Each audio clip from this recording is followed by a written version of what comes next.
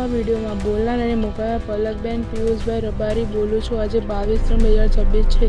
મેં ચારણ નિકોલ ગામ, તાલુકો કઠલાલ, જિલ્લો ખેડા પિયુષ દિલીપ રબારી સાથે મારી મરજી રાજી ખુશીથી 7/3/2026ના રોજ લગ્ન કર્યા છે। હું પુખ્ત વયની ઉંમરની છું।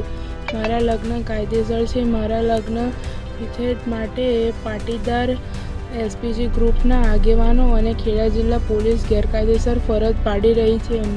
ખોટા ગુનાઓ દાખલ કરીને મારા પતિ પિયુષના સગા સંબંધીઓને ખોટી રીતે હેરાન કરી રહી છે। હું મારા પતિ પિયુષ સાથે સલામત છું અને કોઈ તકલીફ નથી।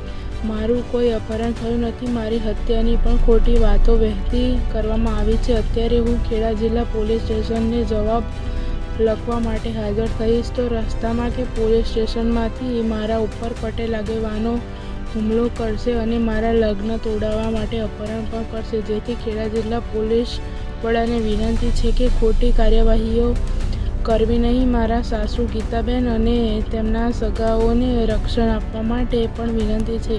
પોલીસે કોઈ કાર્યવાહી કરવાની રહેતી નથી અને પિયુષના સગા સંબંધી કે કોઈને ખોટા હેરાન કરવા નહીં।